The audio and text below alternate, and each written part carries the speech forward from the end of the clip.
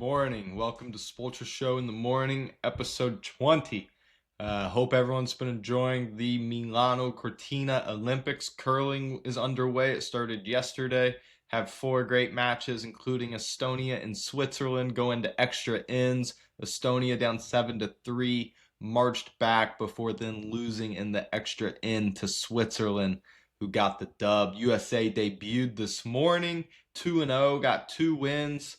Italy debuted this morning. They got a win against South Korea. So it's been electric in Milano Cortina. Excited for more events to kind of get going, get underway there. Also, the NBA trade deadline has been crazy, right? We saw Harden get traded to the Cavs. Saw Jaren Jackson go to the Jazz. Saw Porzingis get traded to the Warriors. No Buddy Hield cycle is about to be starting over. He's got traded, so now he's going to go ball out for a team before shooting them out of wins and getting traded again. But we love to see Buddy do well on this show. So yeah, these next 10 games or so for Buddy, we expect to be good. But today, we're going to kind of have a special episode of the Spulture Show, actually. We're going to be talking about the NCAA Division II National Indoor Tennis Championships today. Spulture is the official media partner of this event, and it's going to be taking place next weekend, starting February 13th, ending February 15th for the men's, and then the women is the weekend after, the 20th through the 22nd. There should be hopefully some post-match interviews, maybe some live commentary during some live streaming. There's going to be a lot of things we're going to be able to do with that we're looking forward to, and really just getting to know these players and coaches a little bit better. The level of tennis there we know is unbelievable. This is some of the highest level tennis in the country. A lot of these Division II teams beat Division I teams. A lot of these top players at these Division II teams could be playing on top Division I teams. We're going to hear later from an example of one of those guys, former Division II number one in the country, Tom Zeuch out of UIndy. He graduated now, is playing on the Pro Tour, but we got him to take some time out of his busy schedule and kind of break down his experience in the D2 National Indoors, getting to the finals twice, what that was like. And one of those times UIndy hosted. So UIndy's the host this time, but it's going to be taking place in Lebanon at the Farmers Bank Fieldhouse. So Indianapolis, I know, is one of the best sports cities in the country. I've experienced it firsthand. I've seen it. So let's show up. Let's support these players. Let's give them the experience that they deserve. This is really high level of tennis. Let's give them an environment, an atmosphere that makes it more fun for the fans and for the players, right? This is a great opportunity for juniors to come see a higher level of tennis, to strive for, to believe that they can do one day. It's a great opportunity for adults to come watch a great level of tennis that just enjoy playing. It's the highest level tennis tournament that we have in Indianapolis all year. There's no pro tournaments here, which is ridiculous. I've been saying for a while we need at least a future, if not a challenger or an ATP event. Let's get that underway. Let's talk about that. I'd love to get underway with that. We're too good of a sports city to not have one, but this is the highest level tournament we have. So let's show out, let's support, let's give these players what they deserve. Looking forward to getting to know these players and coaches a little bit more over the next couple of weeks. But today we got a couple interviews. Like I said, we got Tom Zeuch out of UIndy, and we also have the Farmers Bank Fieldhouse tennis director who's going to be in charge of the facility over the next he is in charge of the facility, but he'll be overseeing the championships also, is Alex Wittenbaum, aka Tennis Coach Alex on Instagram. So yeah, this is going to be fun. We got 8 teams that are going to be playing. Those 8 teams are Barry, Flagler, UT Tyler. We got the host country, or the host school, UIndy.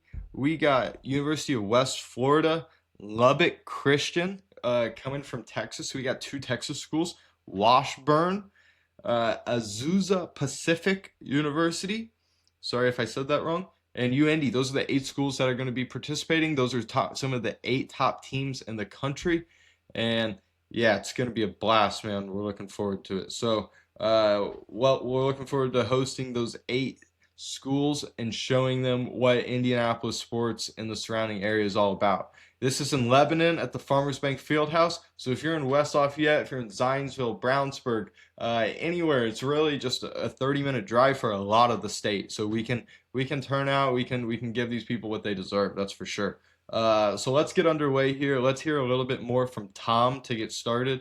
Let's hear what he's got to say about his experience in the Division II National Indoor Tennis Championships. All right, I'm sitting here with two-time Division II NCAA ITA National Indoor finalist Tom Zeuch, also former one Division II player, and we're gonna get into his experience at the Indoor Nationals that he experienced and what all he's got to say for us. Yeah, yeah. So how was your experience playing? How many years did you play in the Indoor National? Well, first of all, thank you, Stephen, for having me on here. I mean, I'm excited to share a little bit about how it was playing at the National Indoor Championship. Well, I've played all my 4 years at the National Championship. The first one I played was I think it was in Oklahoma. I mean, it was not that bad. We played, it was just indoor facility, six courts. Didn't really have a lot of spectators, but it was also like I think the year before COVID, so it was something different. It's just eight, or was the year after COVID? It was just eight teams, a little bit weird. And but then we hosted in Indy, and that was sick, man. That was really good, great experience. The best eight teams in the country. At our facility, we have the seven courts, right? And the middle court is where we put the stands, so people were actually able to see. And then you have one, two, three, and four, five, six on the other side. And What were some of the other teams that were in it that year, if you remember also? yeah, I mean, it was always Barry. I mean, Barry was used to be number one seed, then Columbus State. We had Valdosta was usually pretty good. Like all of the schools from the South. Wayne State, though. Wayne State was the other team that was from the Midwest, so it was always Indy and Wayne State, and then a bunch of schools from either Florida or Georgia. Yeah, and I think one year also Hawaii was there, if I remember right. Yeah, Dang, all yeah. the way from Hawaii.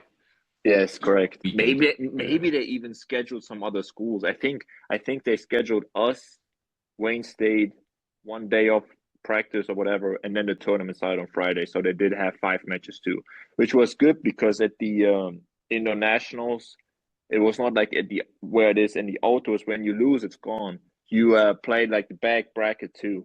So Yeah. if you end up losing in the first round, or like in the first match, you still have a second match, and if you happen to lose that too, then you play for either seven or eight seed. Yeah.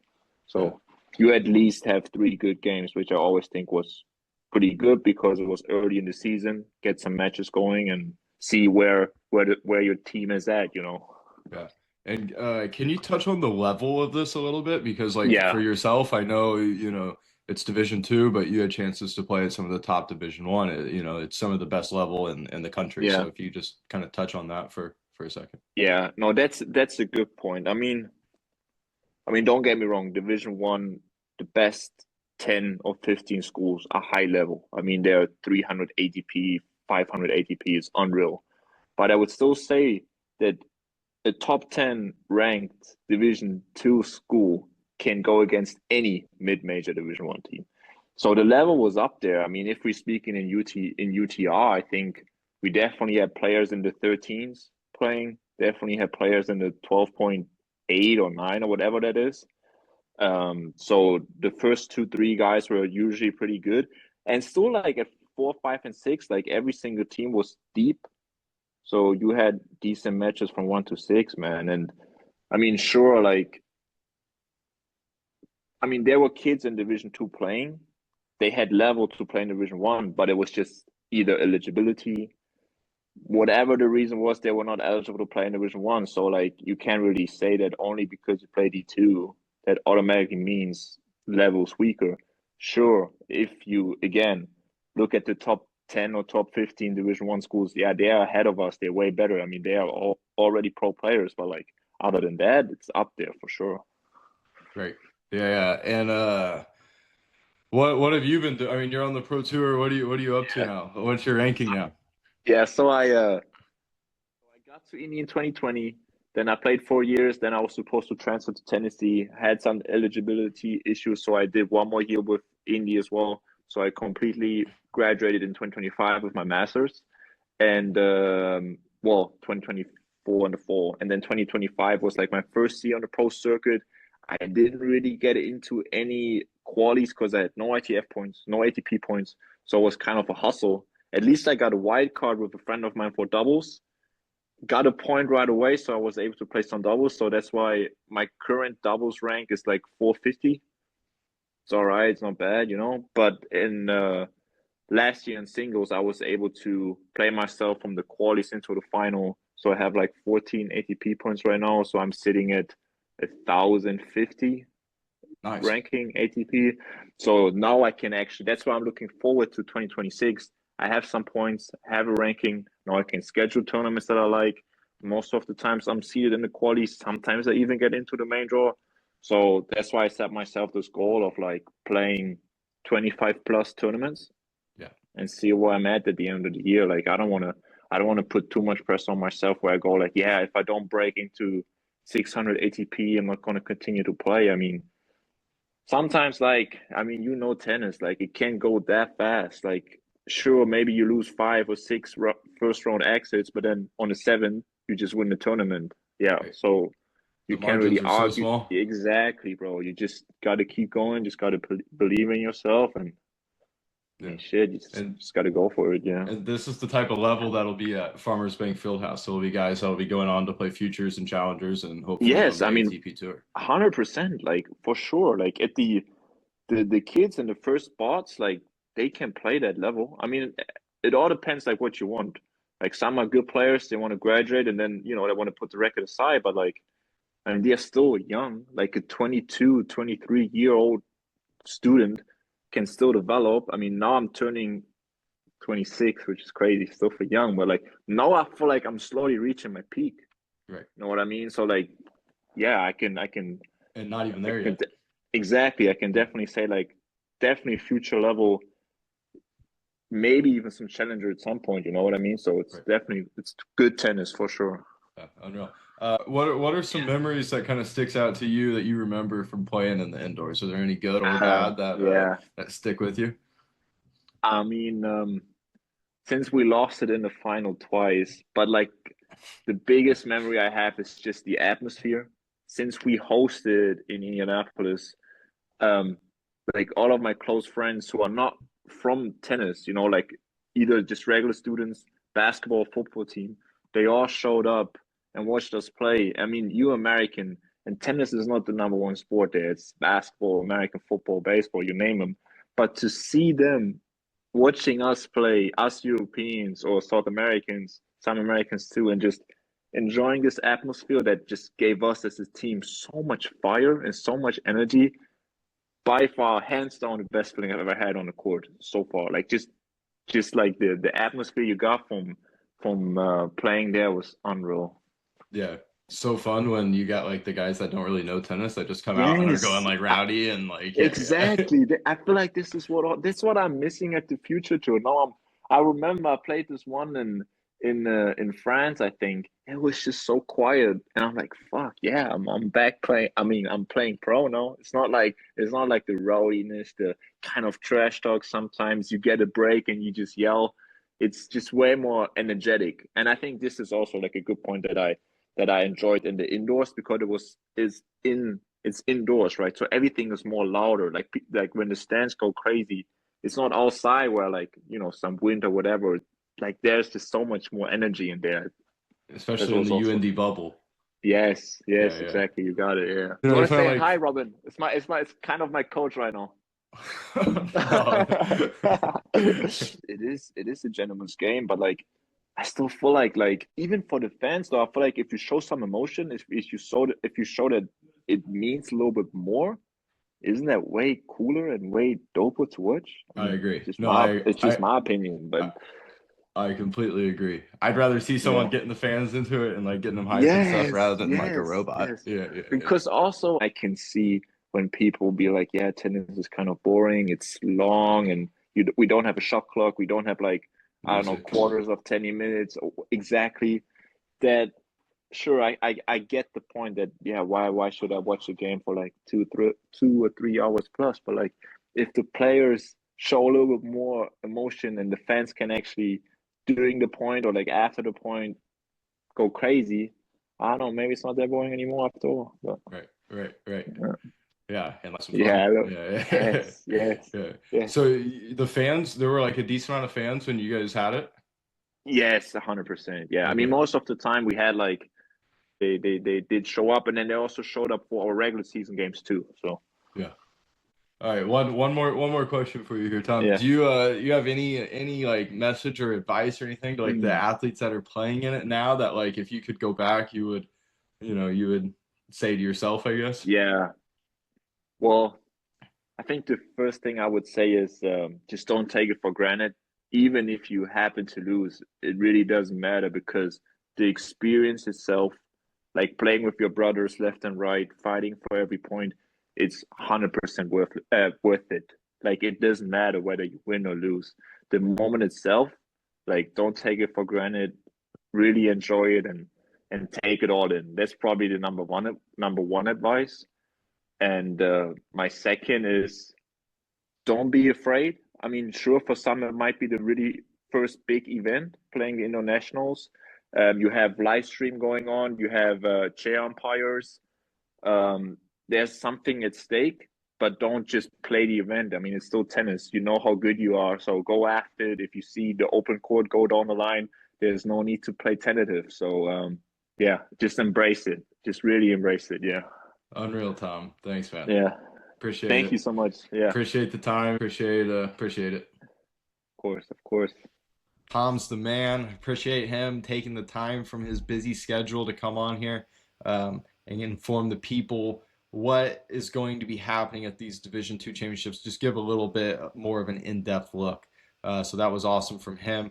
He's the man, former UND star, now on tour doing great things. So Tom, appreciate it. Next up, we're gonna play my conversation with the tennis director at the Farmers Bank Fieldhouse, tennis coach Alex. All right, here I am with Alex Wittenbaum. He is, I'll let him kind of introduce himself, but he's going to be in charge of the Division Two Nationals. He's in charge of the facility and going to be help running the Division Two Indoor National Championship. So I'll let him take it from here and just kind of describe what he's looking forward to and what he's going to be doing with that. Yeah, thanks for having me on, Steven. It's exciting. It's my first time on a podcast. Let's go. So, but yeah, I mean, we're so basically what I do is I'm the, I guess, director of tennis, head tennis professional at the new Farmers Bank Fieldhouse, and it's in Lebanon. And we just built 4 new tennis courts. So it's a part of this huge 200,000 square foot athletic facility. And the facility basically has every sport you can think of. There's a turf field, there's basketball courts. They host a ton of big basketball tournaments, like major junior basketball tournaments, as well as volleyball tournaments. They have batting cages upstairs. They have golf simulators. They use the turf for soccer and lacrosse and and really any sport you can think of. So it's pretty cool. It's the facility was built in 2024, and we just recently converted they had pickleball courts, but they converted the pickleball courts to tennis courts in November of last year. So all of this is really new, and it's been a grind for me the last couple of months, but it's been super worth it. Yeah. So And so if there's a break in the tennis or anything, you can go, if there's any fans there, you can rent one of those facilities, rent a batting cage, rent a virtual golf simulator, and kind of kill some time there yeah, before going back to the match. yeah. Why are you and the Farmers Bank Fieldhouse excited to host the championships, and what are you looking forward to with it? Well, I think it's a unique opportunity to have some really, really, really solid tennis here in Indy. I know that Pearson Automotive Tennis Club, they had the Challenger a couple of years ago, and we used to have the RCA back a while ago, what, 10 years ago, Yeah, 15 years ago. something like that. before it moved to Atlanta. But, Yep. I grew up in Cincinnati, so having professional tennis like in my backyard all the time, I was spoiled. But, having this high level of tennis, I don't know if people understand how huge and how big D2 and D1 and, any college level tennis is. So it's going to be right in our backyard. It's going to be at a brand new facility. The the guys and girls that are coming in are just super talented, and athletic, and so the energy is going to be unreal. I think it's just going to be such a good look for our new facility and just for indie tennis in general. So we really want to get a ton of people out there. And shout out to Steven for being a good media partner. He's going to cover the tournament, so we're excited for that. Yeah, thanks for having me do that. It's currently the highest level tennis tournament in Indianapolis, right? Or really Indiana for Yeah, the I year. mean, it's I don't know if they have any other. I mean, you got your USTA. I know the IRC hosts the level one with the girls, 18s or 16s. Yeah. But it's they've had this at UN. I think UIndy is the host, and so they're hosting it. They usually host it at their facility, but yeah, they've had it for a couple of years, so I think it's going to be sweet. Yeah, and another cool thing too about the Farmers Bank Fieldhouse, if there's any young kids that are coming to watch tennis that are coming to watch, there's a Skittles machine where you can kind of customize every color of Skittles you want. So this will be an event friendly for all ages for sure. Yeah, it's gonna be crazy. The field house, we have some unique vending machines. We have a Skittles vending machine, we have a baseball card vending machine, and it also has basketball cards and Pokemon cards. And That's it's unreal. I don't know if you saw it when you No, that's checked unreal. out it's crazy. So it's we have that. We have a really good concession stand. The staff at the Farmers Bank Fieldhouse is awesome. It's been amazing working with them. All super young, motivated staff, and yeah, it's been awesome working there. So Yeah, well, we're looking forward to it. Hopefully there'll be a good turnout. I'm sure the indie community will get behind this and have a good turnout for it, make it a good experience for the players. yeah, we have it's going to be free admission, and you can come. The matches start for the men's on the 13th, I believe. Yeah, Friday the 13th. That's next Friday, or whenever this podcast comes out. Friday the 13th they start. The first round is at 10 and 2 that day, the quarterfinals, and then the semis are on Saturday and the finals are on Sunday. So all the main draw matches will be played at the field house. And then they're also using the USTA Midwest Tennis Center, the old Five Seasons, for the consolation matches and some first round matches. So it'll be sweet.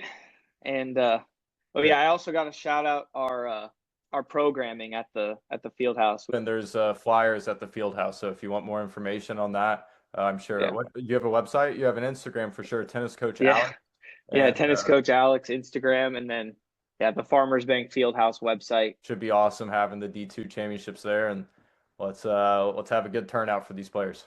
Yeah, I'm excited. Yeah, thanks for your help. Thanks, man. Sweet. All right. Thanks, Alex. Yeah, you're welcome. See ya. See you, man. Thanks to tennis coach Alex for coming on. That was awesome. Just gave a little bit more of a background of what they're looking at from the facility side, some of the other things that fans can get involved with there to take a break from the tennis or when in between matches if the tennis isn't happening, the concession stands, the other facilities, right? There's a lot going on at Farmers Bank Fieldhouse. So come out, see the facility, see the tennis, take advantage of all of that. I think the overwhelming thing that we heard time and time again from both of our guests and from myself is just the level of tennis, right? It's going to be a great level of tennis. These guys can play at a futures level, maybe at a challengers level. I mean, they're there, right? A lot of these guys have played pro events in the summers and when they're during winter break, right? There's tournaments going on year round, so they've all played. I think that's the main thing is just once you see that level, you'll realize, oh, it's not that different. It's not promoted much, right? It's kind of like futures, kind of like challengers. It's professional tennis, but it's not really promoted like it, like another sport would promote their 300th best tennis, 300th best athlete. Tennis doesn't. So I think once you get out, once you see this level of tennis, you'll realize how good it is. You'll be hooked. Kids will strive to play at that. It'll be a goal for them. It'll be something to look forward to in the future. And adults, I think, will just enjoy seeing the level that tennis has grown to, especially having a team from Indianapolis, right? Come out and support your own backyard. Indy loves supporting Indy. I've seen them show out for the Pacers, so come show out for the Greyhounds. Come on. Not Carmel. You Indy. Yeah, go North Central Panthers. But yeah, so that's all I got for this Division II tennis championships. We're going to have more in the coming weeks once we get more information on the players and coaches, get a little more background. That way you can get to know them as well as us. However, this is the Spulture Show. We keep it moving. We don't stick to one thing, right? So now we got to go back to the Olympics. A lot of things have been happening, right? When I say a lot of things, I mean a lot of curling matches, all right? It's been electric. Right now it's the mixed doubles in curling. There was even a husband and wife playing together. I mean, what a storybook story, right? And then you had Switzerland playing Estonia. You got Canada playing Czech. You got all of these historically, I would say, cold nations. I don't know how to say that politically correct, but they're cold nations, right? Like Canada, they got curling in their backyard, in their YMCA's, as I've talked about. What else do we have going on? Canada, Great Britain, Denmark, Italy. The surprise to me though was South Korea. I didn't expect them to be in just because I thought it would be more of like a Arctic sport. I've never been to South Korea though. I actually don't know what their temperature is like. So that just was a surprise to me based on like Sweden, Denmark, Norway, Great Britain, Italy, America, Canada. So that's what's going on. The NBA trade deadline's just been getting active. We're hoping to have a trade deadline special, just getting our NBA analysts caught up underway, and then we're gonna have an NBA specialist, trade deadline specialist. Hopefully we get all that going. I've been saying hopefully a lot in this episode, but the main thing is Division II National Indoors next week, Farmers Bank Fieldhouse, Lebanon. Show up, show out, get rowdy. Don't stick to your tennis etiquette. Let's give these fans an experience. Let's give these players an experience. Come on, let's get hype. Let's go. Everybody, have a good day. Have a good weekend. We'll be back with another episode. You know it's the Spulture Show. We keep it moving. Flip J!